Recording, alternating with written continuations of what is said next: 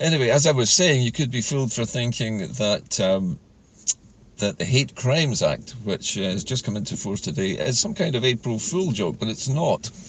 And it raises some difficult questions for all of us, with many people, particularly independents supporting politicians, penning their own opinions on the hate crimes legislation which comes into force today. Now, this has been brought about or brought into existence largely by the new, or I should say the current, First Minister Humza Yousaf, under his direction, if you like. Now, first thing to say is that hate crimes exist, and they exist in places that, even as open and as tolerant as Scotland, they continue to persist. And a hate crime, by definition, is any act or any statement which might cause or incite hatred in others, or may incite others to take or to engage in behaviour which is abusive or violent towards any individual or group. And it's a pretty broad brushstrokes definition. The actual legal way that this is couched is quite broad, and I think that's to give the police some latitude.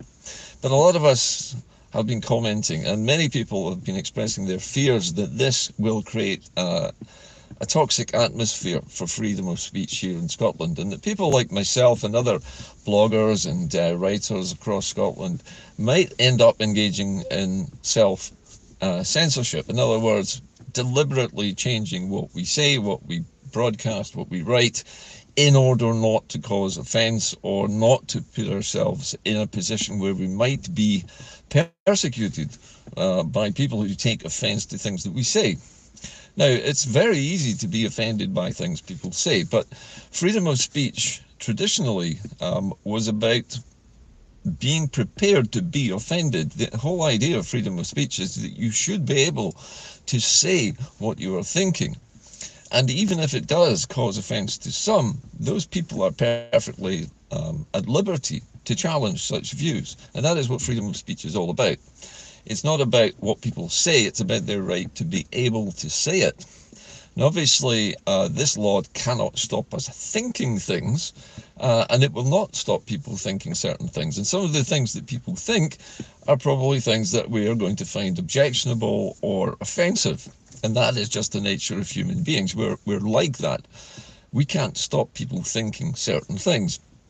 But in the course of any kind of political discourse or any kind of arguments on Facebook or on YouTube or any other social medium, we don't want to be in a situation where we're having to watch what we say constantly for fear of having a knock at the door one evening or one morning from the local constabulary who've been or who are responding to a report accusing us of a hate crime or of engaging in some kind of hateful rhetoric. Now, I don't particularly hate anybody or anything. There are certain political and certain sectarian or religious hatreds which I hate. But if you hate a hatred, that doesn't make it a hate crime. Just because you hate something which is hateful doesn't really make you a bad person. It just means that you're responding to something which you find objectionable. It would be like saying the person who offends, or sorry, the person who's offended and who accuses you of a hate crime is also guilty of a hate crime because they hate you for saying what you said. And this is where this law becomes ridiculous. I don't expect the police will enforce any of this in the way that people fear, because the police have got quite broad powers as it is to prosecute people who engage in abusive behaviour, who abuse people in the streets, who make threatening phone calls, or threaten people's lives, or make death threats, or send poison pen letters, or engage in any form of what we would term a hate crime at the moment. And those laws existed long before this Act came into being. But this Act, I think, also includes, and this is the thing that worries many traditionalists amongst us, the idea that people who identify as a different gender were uniquely excluded from hate crimes, the hate crimes legislation as it once was. And maybe that's true, maybe they were, and they could easily have been included in it. And they are included, obviously, in this new legislation. But we shouldn't self-censor, because I'm minded by, or I'm reminded of, I should say, the way people behave in Russia, for example. When Alexei Navalny died, people had to make a decision on whether they actually took to the streets to attend his funeral or not, whether they posted positive comments about Mr. Navalny. They were risking being arrested for treason, for sedition, or for speaking out against the government and the regime. And that is the way that this hate crimes bill could end up, but not quite in the same way as you would expect. Now, the police have got far more important things to do than to arrest people who have a bit of a spat about something which they disagree on, where somebody is offended by something and decides that they are going to make a complaint against an individual. Now, this already happens in all sorts of different spheres of life. People can be accused of saying or doing things that they haven't said or done, just out of pure malice. And so there has to be a balance between what the burden of proof is and what the actual harm is that's being caused by this alleged hate crime. Now, just because somebody says something hateful about you, or about people you know, or about your social group, or about your religion, doesn't necessarily mean that it's a crime. It just means that these people are pretty horrible and intolerant, but it doesn't make them criminals. I think it would make them criminals if they took it a stage further and they started abusing you in the street. They started threatening you or your family, or they petrol bombed your place of worship, or something similar, where they actually cause some harm to you or put you in fear of your life. That would be a crime, but that would be a crime for any reason. The police in Scotland do not have the manpower and the womanpower to police all of these arguments, and they simply will not do that because they can't. They can only apply this new law in its most extreme circumstances, where there is a provable crime, something which can be prosecuted in a court of law. It may well be that the Hate Crimes Act results in perhaps civil actions being taken between individuals who claim a hate crime, but the police or the prosecution service, the Procurator Fiscal Service, will not prosecute it. They may need to take somebody to court in order to gain what they see as justice or retribution. But that would be up to them, and that would cost money. So I don't see this hate crime bill as quite the big bogeyman that some people see it.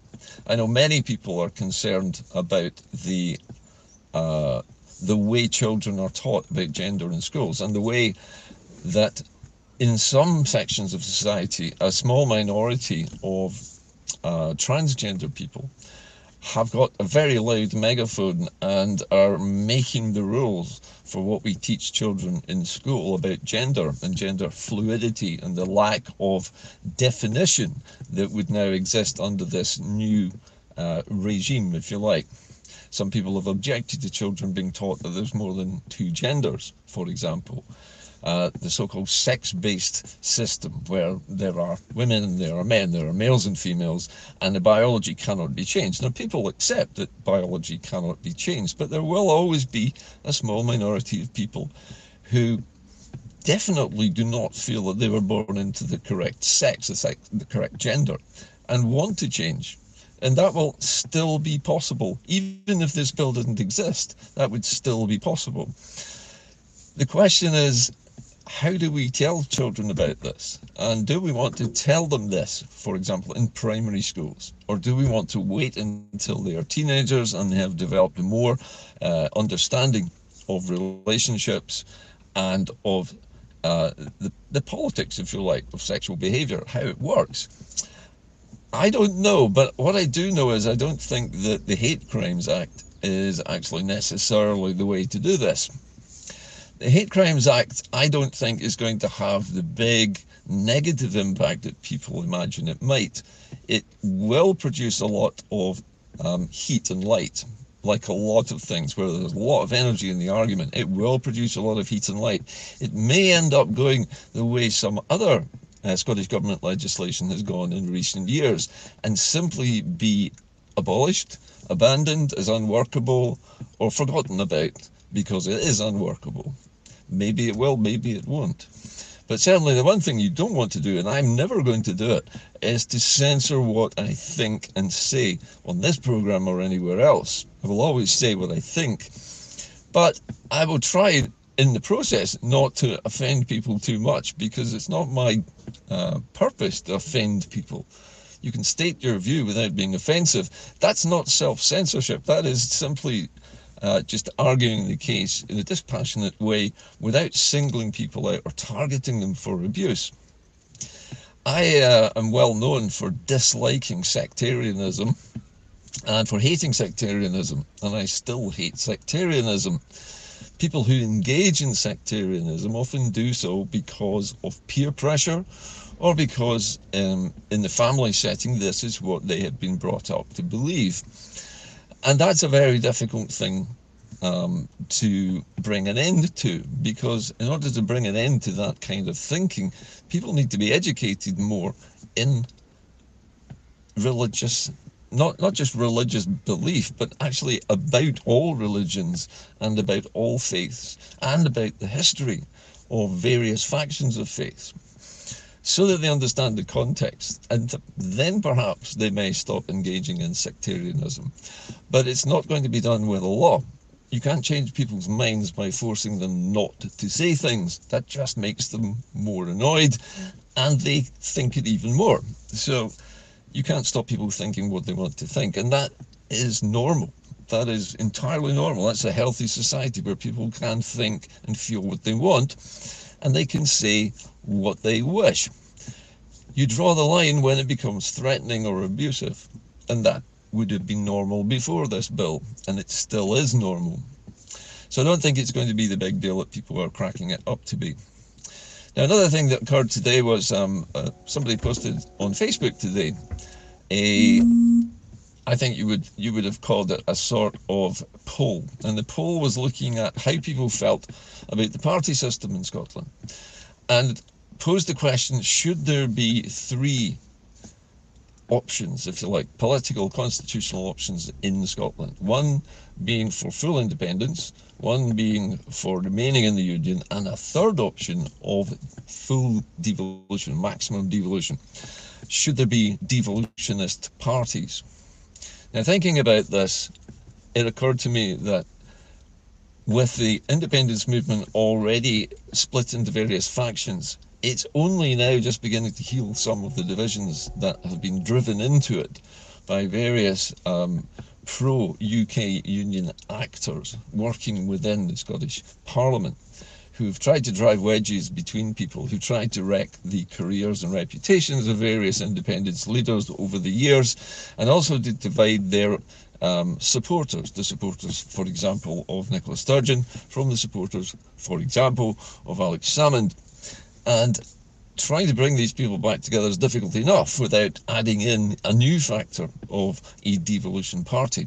It could be argued that the SNP is already a devolution party, because, for the moment at least, it is not abandoning the Section 30 route to independence. In fact, unfortunately, Humza Yousaf was asked several leading questions and ended up being backed into a corner during a recent interview where he was forced to admit that he was going to go for independence if we get a majority at the next general election, and he was going to demand negotiations.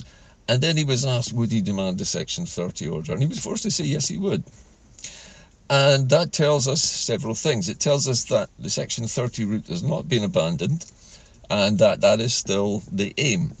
And that means that the SNP still views the Union as the sovereign state, and it still views a Section 30 order as something that we have to have from the United Kingdom in order for us to hold a referendum or decide on our own constitutional future.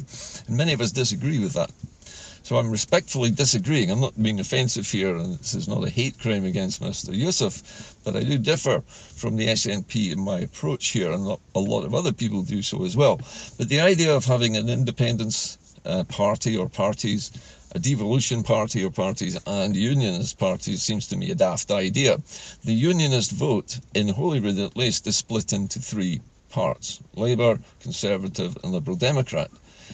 The independence vote, on the other hand, is split broadly into three as well just now, but mostly it's the SNP and the Greens. Alba could, I think, come charging into the gap and actually maybe remove the Greens as the second party of independence if it were successful enough in Holyrood. But again, that creates a 3 against 3 type of voting situation, and that's not ideal. We want people to be able to focus on one single source for independence and vote for it.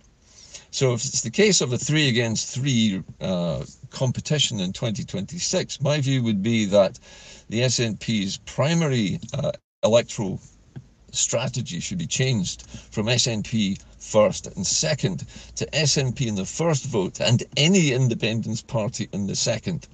And the reason I say that is not to get Alba party members into Holyrood as MSPs, but simply to give us a vote count which shows that we can generate a majority of votes in favour of independence versus the combined tally of the unionist vote.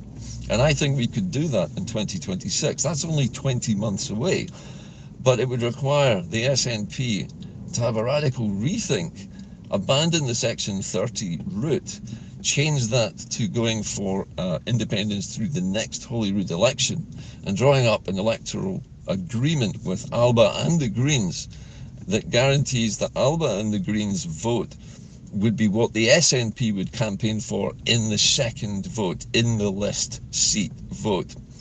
In that way, we could be guaranteed of getting an independence majority of votes. And if you get a majority of voters turning out to vote for independence parties only, and not just the SNP, but both the SNP and Alba, and incidentally the Greens as well in there. I'm not abandoning the Greens completely here. They should also figure in this, that majority for pro-independence parties can be taken as the proof needed to simply end the union without the Section 30 order. But that would need to be made clear in the next Holyrood general election. I still personally do not think that the UK general election is the place to have an independence constitutional vote, simply because the United Kingdom will never accept it, because to them this is a parliamentary election to their parliament in London, and it has there is no way it can be that those votes can be transferred, if you like, over to a constitutional question. They would not accept it. They would not give a Section 30 order. We know this. And Mr. Yusuf has not said anything about what he would do if this demand for a Section 30 order, which he now admits he would make, is actually refused. What would he do then? We don't know. There is no second plan. There's no plan B. So in my view, at least for the moment, the Holyrood election needs to be engineered by the pro-independence parties, all three of them, into something that we can win. Anyway, just about it for today's IndeCar. Apologies for not putting out an episode yesterday. There was a big family event yesterday for Easter. My attention was elsewhere, unfortunately, so I couldn't provide a broadcast for you yesterday. Anyway, the takeaways from today's programme are these. I don't believe that the Hate Crimes Bill will last long. The Hate Crimes Act, sorry, as it now is. I don't believe it will last long. I also don't believe that the police will use it in the way that people worry that they will. I don't think we're going to see people being prosecuted for causing a minor offence to an individual who disagrees with the position that they have made in a statement, or in a play, or in a painting, or in a movie, or whatever. Plainly, there's a lot of ridiculous stuff going on as a result of earlier mistakes by the Scottish Government. Most notably, the most recent embarrassing one was the funding of a movie in Scotland, which has turned out, according to the newspapers, if they are to be believed, to be a porn film, which was funny. It was amusing at the time, but then again, it's another symptom of what's wrong with the way centralised government policy in Scotland is being applied to things it shouldn't be. However, I digress. So as I said, the two takeaways are: I don't believe that the Hate Crimes Act is going to be the big deal we all think it will be. I think it will die a quiet death, like so many bad ideas. It doesn't mean that the hate crimes issue is going to go away and the police will still prosecute it. But the burden of proof is going to be much greater, and the severity of the crime will need to be something sufficient for the police to actually use their very limited resources to pursue it. And I think we are not going to be engaging in self-censorship. Scotland is a place known for freedom of speech, where people can say and believe what they wish, whether we find it objectionable or not.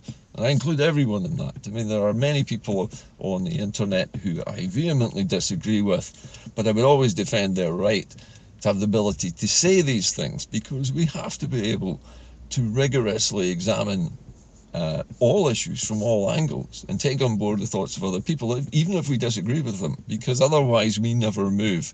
We are locked into what is broadly known as conservatism, which is what England has, where it's trapped in the past. We don't want to be trapped in the past. And finally, this idea of creating a devolutionist party or a devolutionist option in our political elections, I think is a crazy idea.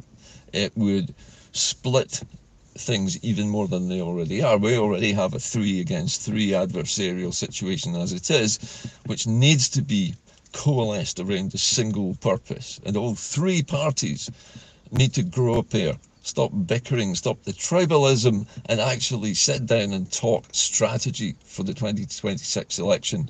And that may be the best way of getting an independence vote done in a way that everybody in Scotland will accept, and that the government in England can do little about. Anyway, that's it from IndeCar today. I hope you found today's programme interesting and it's given you some food for thought. I'll be back again later in the week. Again, I'm staying on YouTube, so please share these videos as widely as you can. They are, of course, going to be available to upload onto the other YouTube site, which is the Scottish Independence site, run by my editor Stevie. And these videos will also be preceded by the theme tune and the new titles, which you may have seen in a video last week.